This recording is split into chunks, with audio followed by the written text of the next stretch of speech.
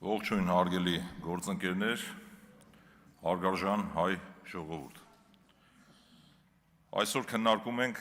ազգային ժողովի փոխնախագահի ընտրության հարցը, սակայն ինչպես տեսնում ենք նա դահլիճում չէ, պետք է տարրական հարգանք ունենալ ինստիտուտի նկատմամբ, քննարկում ենք պարոն Կոնջորյանի հարցը եւ նա դահլիճում չէ, հուսամ կվերադառնա։ Մինչև բուն նյութին անցնելը նախ եւ առաջ ցանկանում եմ օգտվելով առիթից այս բարձր ամբիոնից առանձնահատուկ շնորհակալություն հայտնել ամենայն հայոց կաթողիկոս Գարեգին II-ին,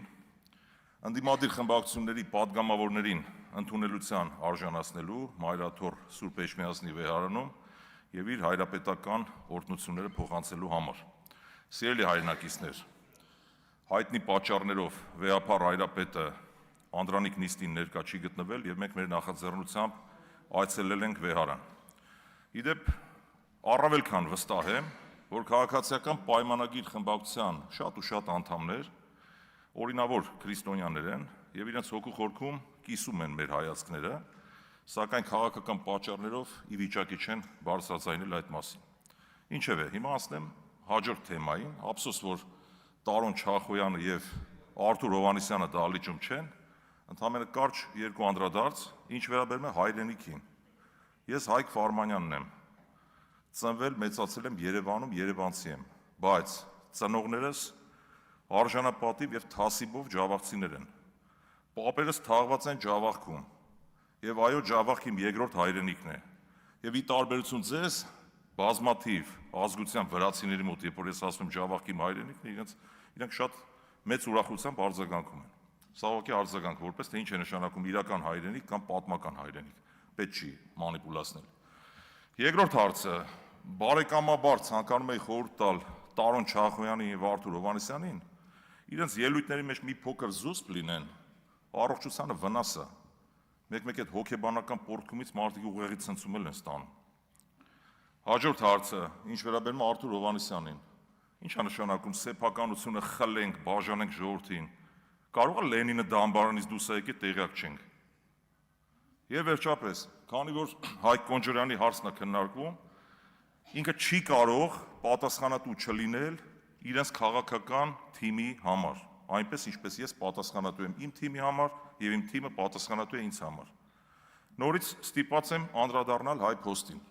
Ես մասնագիտությամբ տնտեսագետ եմ, տնտեսագիտության թեկնածու, դոցենտ։ Շուրջ 2 տասնամյակ աշխատել եմ պետական եկամուտների կոմիտեում եւ ֆինանսների նախարարությունում։ Դասախոսական փորձ ունեմ շուրջ 20 տարվա եւ լավ հասկանում եմ ինչ է նշանակում շահույթ, շահույթի բաշխում եւ այլն եւ այլն։ Հիմա մեր տարեց մարդիկ, գյուղերում բնակվող մեր հայրենակիցները պարտավոր չեն, օրինակ ասենք, իմանալ ինչ է նշանակում շահույթի գեներացիա կամ չգիտեմ շահաբաժին։ Փորձեմ ավելի մատչելի մեր ժողովրդին բացատրել ինչ է տեղի ունեցել իրականում Հայ Փոստի հետ կապված։ Նախորդ կառավարողը, ազգային հերոս պարոն Էդուարդ Էռնեկյանը, երբ կառավարել է Հայ Փոստը, փող է աշխատել, այսպես ասեմ, մասնագիտական լեզվով շահույթ է գեներացրել։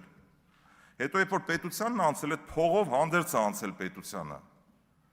Հետո նոր կառավարիչները այդ Էռնեկյանի կուտակած շահույթը բաշխել են։ Եվ սրան զուգահեռ իրենք սա համարում են որպես հերոսություն, բացի դա սակագները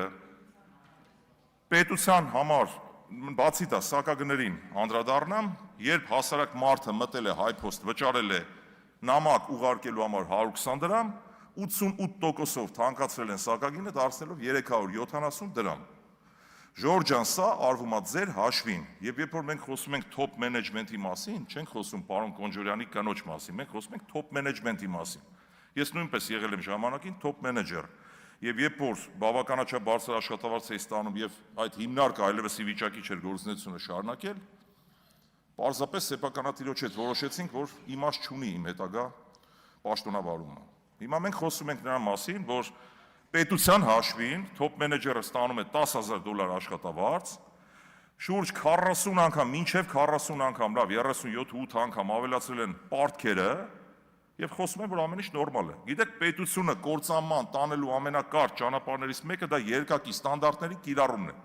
Հիմա նույն տրամաբանությամբ ինչու՞ չեք գովում, օրինակ, գովաբանում, որ ազգային բարերար պարոն Սամվել Կարապետյանը հեծում սակագները չի ավելացրել։ կամ շահույթը չի բաշխել, դե գով եք, ասեք, ես ինչ լավ բան արել։ Հիմա հենց ասում ենք 88%-ով ավելացվել է,